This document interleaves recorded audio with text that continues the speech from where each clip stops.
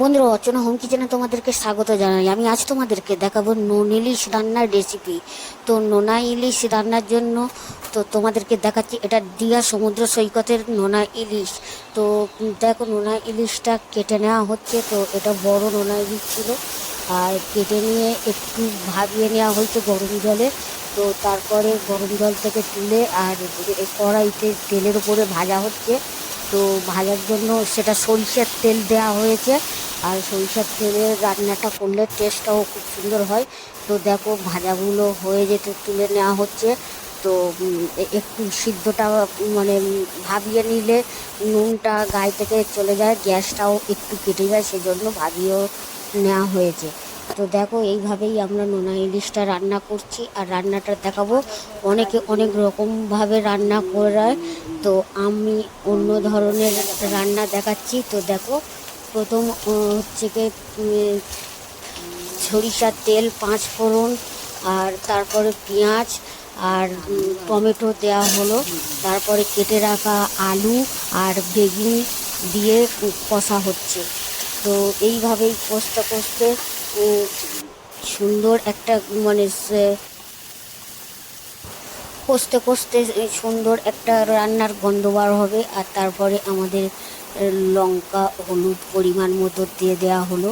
তো দেখো, স্বাদ মতো লঙ্কা হলুদটা দিলে তবে টেস্টটা হয়।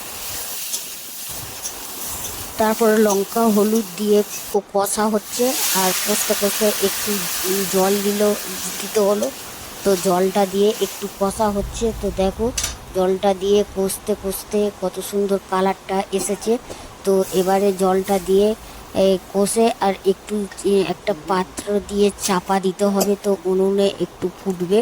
তো ফোটার পরে তারপরে ভেজে রাখা মাছগুলো, নোনা ইলিশগুলো ঢেলে দেওয়া হলো কড়াইতে। তো দেখো, কড়াইতে দিয়ে আবার একটুখানি ফোটানো হবে।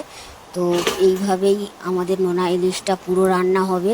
আর এই নোনা ইলিশটা কিন্তু, হ্যাঁ, তারপরে আমাদের জিরে বাটা হয়েছে।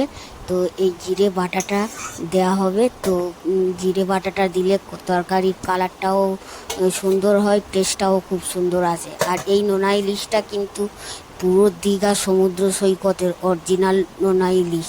তো আমার ভগ্নিপত গিয়েছিল ঘুরতে, তো সেখান থেকেই এনেছে। তো এই নোনা ইলিশটা খুব সুন্দর টেস্ট হবে বলেছে। তো আমরা করছি। তো দেখি কেমন লাগে, আর আপনারাও দেখে কমেন্ট করে জানাবেন কেমন হলো। তো আরও কেমন রান্নার করতে হয় নোনা ইলিশ, তো আপনারা আমাকে জানাবেন।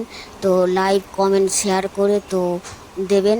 আর আমি আবার নোনা ইলিশ রান্নার জন্য